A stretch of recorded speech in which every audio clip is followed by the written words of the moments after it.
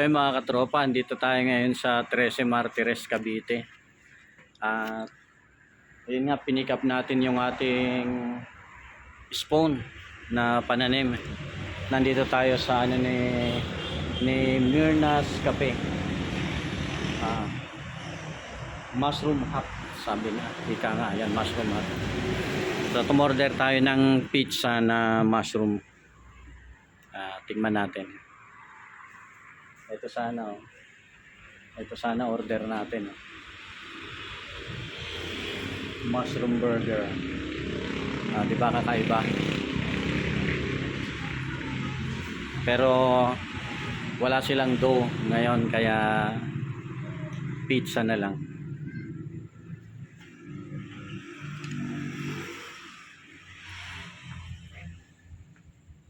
Ano tong alcohol nyo? Mushroom din to? Hindi ba? Ayan, meron silang mga fruit.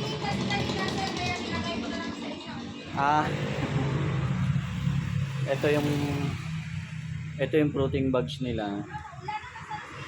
Siguro mga 3 to 4 days ito. At ito naman yung ano, ito naman yung F2. Yan.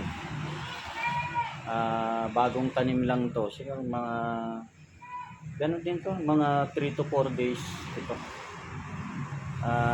Within 14 days to 16 days puno na to ng amag. Magiging ganito na siya. Ito. So ito, hindi pa rin siya pwedeng itanim kasi meron pa siya sa likod na hindi na colonize.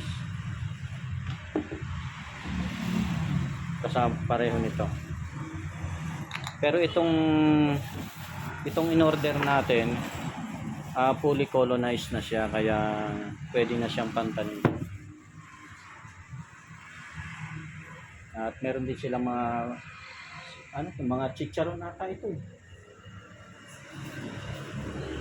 Ayan, chicharon. Hindi, mushroom chips. Meron din chicharon. At saka meron silang chili garlic. Marami silang product dito. Okay lang ba ito lapitan? Okay lang lapitan? Yung mga product? Para mabasa yung ano. So ito yung mushroom chips. Ayan.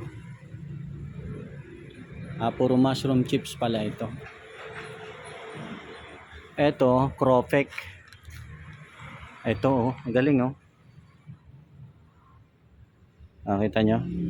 Bilog-bilog siya, para talaga siyang ano, yung Cropek, yung chicharon na Cropek. At meron din silang mushroom bits. Ayun, oh. Parang yung tawag yan, parang yung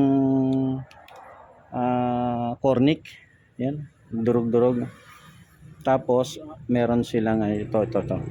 Mushroom chili garlic oil. So maraming product na pwedeng gawin sa mushroom, mga katropa. At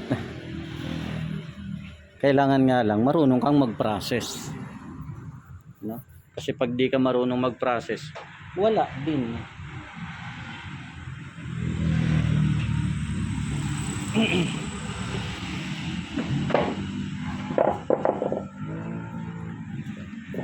So mga katropa, hintayin lang natin yung ating order na mushroom pizza.